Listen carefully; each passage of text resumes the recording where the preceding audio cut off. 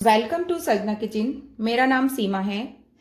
त्योहार का मौसम है, यानी कई त्योहार आने वाले हैं, तो हम सोचते हैं कि क्यों ना घर पर ही मिठाई बनाएं। लेकिन मिठाई बनाने के लिए हमें मावा यानी कि खोए की जरूरत पड़ती है। लेकिन जैसे ही त्योहार आने शुरू होते हैं, मार्केट में मिलावटी मावा मिलना शुरू हो जाता है। तो क्यों ना हम मिठाई बनाने के लिए घर पर ही मावा बनाएं। इसलिए आज सजना किचन में बनने वाला है मावा। तो मावा बनाने के लिए मैंने यहाँ पर लिया है 2 लीटर दूध। मैंने कोई स्पेशल दूध नहीं लिया है, नॉर्मली जैसा घर पर दूध आता है उसी तरह का मैंने दूध लिया है। आप चाहे तो फुल फैट यानी कि फुल क्रीम वाला दूध ले सकते हैं, आप पैकेट वाला दूध ले सकते हैं। मैंने यहाँ पर 2 लीटर दूध लिया है, हालांकि इसमें भी मलाई है यानी कि इसमें भी फैट है। तो चलिए सजना किचन में आज बनाते हैं मावा।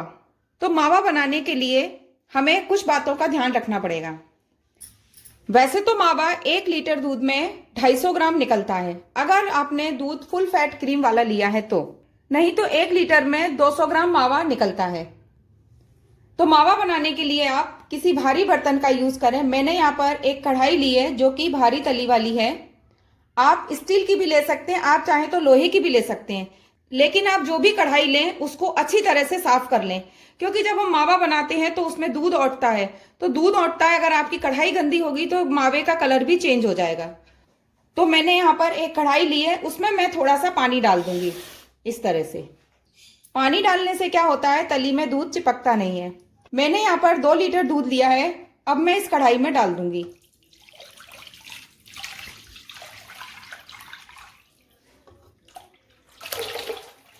आप दूध कम या ज्यादा आप अपनी सुविधा के अनुसार ले सकते हैं। दूध को हम फुल फ्लेम पर गर्म करेंगे और मावे को भी हम गैस की फ्लेम तेज कर कर ही बनाएंगे। हमें गैस की आंच को धीमा नहीं करना है। अगर हम मावा फुल फ्लेम पर बनाते हैं तो मावा जो है वो कलर चेंज नहीं होता है। अगर आप धीमी आंच पर बनाएंगे तो दूध का कलर औंट औंट के गुलाबी रंग का हो सकता है। तो इसलिए हम इसको तेज आंच पर बनाएंगे। मावा बनाना बड़ा ही आसान है। जब हम मावा बनाते हैं तो ऐसा नहीं है कि हमें खड़े होकर ही मावा बनाना है, हम इस बीच अपना दूसरा कोई काम कर सकते हैं।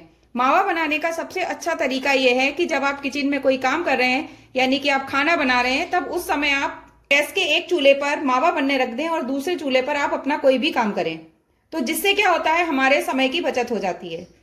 तो इस तरह से हम दूध को उबलने देंगे। दूध उबल चुका है और गैस के फ्लेम को हमें तेजी रखना है। हमें बीच बीच में दूध को इस तरह से चलाना होगा। तो दूध को चलाने के लिए हमें इस तरह की करछी रखनी है। इस तरह की करछी हमें इसलिए रखनी है, जब हम मावा बनाएंगे तो चारों तरफ मलाई जमने लगेगी, तो मलाई को हम इसकी मदद से इस तरह से खुरच सकते हैं। तो इसलिए हम इस तरह की करछी का यूज करेंगे। तो इस तरह से हम बीच बीच में चलाते हुए फुल फ्लेम पर दूध को उबलने देंगे और इस बीच हम अपना कोई दूसरा काम करते रहेंगे। और हम इस तरह से इस करछी को दूध के अंदर डला रहने देंगे, जिससे कि दूध उबलकर बाहर नहीं गिरेगा। लेकिन ऐसा नहीं है कि हमने करछी को डाल दिया और हमने दूध को छोड़ दिया। हमें बीच बीच में हमें इस तरह से दूध को चलाना पड़ेगा। देखिए, इस तरह से उबलते उबलते काफी मात्रा में दूध कम हो गया है और इस तरह से बीच बीच में हम साइड में जो मलाई लग रही है उसको हम इस तरह से छुड़ाते रहेंगे। हम इस तरह से बीच बीच में दूध को चलाते रहेंगे। हम दूध को इसलिए चलाएंगे जिससे कि मलाई दूध के ऊपर ना पड़े। जब से हमने दूध को उबालना शुरू किया तब से हमने गैस की आंच को फुल फ्लेम पर कर रखा है। हमने फुल फ्लेम पर इसलिए कर रखा है जिससे कि दूध का कलर चेंज ना हो, क्योंकि मार्केट में जो हलवाई लोग मावा बनाते हैं वो लोग मावे के अंदर केमिकल डालते हैं, जिससे कि मावे का कलर व्हाइट, एकदम व्हाइट तो नहीं रहता है लेकिन थोड़ा सा क्रीम कलर का रहता है। लेकिन हम यहाँ पर किसी भी केमिकल का यूज नहीं करेंगे और हम इसी तरह से फुल फ्लेम पर मावा बनाएंगे। अगर आपने मावे को धीमी आंच पर बनाया तो मावे का कलर जो है वो थोड़ा सा पिंकिश टाइप का हो जाएगा। तो इस तरह से हम मावा बनाने के लिए दूध को फुल फ्लेम पर ही पकाएंगे। इस समय जब दूध गाढ़ा हो रहा है तब हमें मावे पर बिल्कुल ध्यान नहीं देना है। जब एकदम से दूध गाढ़ा हो जाएगा तब थोड़ा सा हमें मावा बनाने में ध्यान देना पड़ेगा। तो इस तरह से हम चलाते हुए दूध को उबाल लेंगे। तो इस तरह से हम बीच बीच में मावे को चलाते रहेंगे। देखिए, दूध काफी गाढ़ा हो चुका है। मैं गैस के फ्लेम को कम करके बता रही हूँ आपको। जब से मैंने दूध को उबालना शुरू किया है तब से मैंने गैस की फ्लेम को बिल्कुल भी कम नहीं किया है। सिर्फ आपको दिखाने के लिए मैं गैस के फ्लेम को कम कर रही हूँ। देखिए, इस तरह से दूध जो है वो काफी गाढ़ा हो चुका है। लेकिन अब हमें दूध को लगातार चलाना है, क्योंकि दूध गाढ़ा होता जा रहा है और दूध जो है वो तली में लग सकता है। तली में यानी कि कढ़ाई में जल सकता है।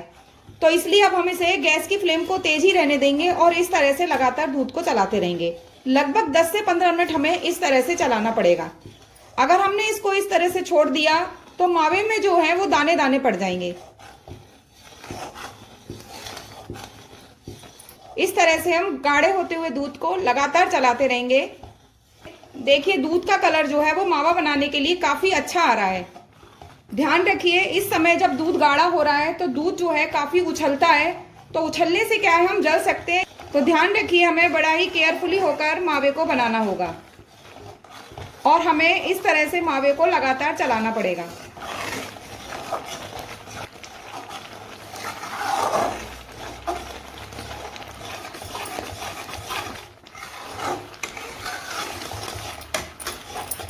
देखिए मावा जो है वो 5 मिनट में कभी नहीं बनता है। मैं आपसे कहूं कि 5 मिनट में मावा बनकर तैयार हो गया, लेकिन 5 मिनट में क्या आधा घंटे में भी मावा नहीं बनता है।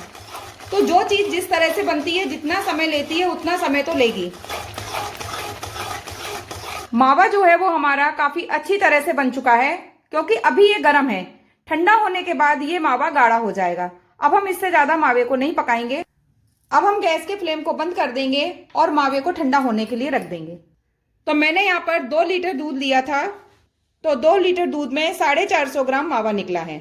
हमने जो मावा बनाया एकदम से शुद्ध बनकर तैयार हुआ है। तो आप इस मावे से कोई भी मिठाई बना सकते हैं। सजना किचन में मावा बनकर तैयार हो गया है। अगर आपको मेरे द्वारा मावा बनाने की रेसिपी पसंद आई हो तो आप मेरी वीडियो को लाइक करें, शेयर करें, कमेंट करें और मेरे चैनल को सब्सक्राइब करें। Thank you.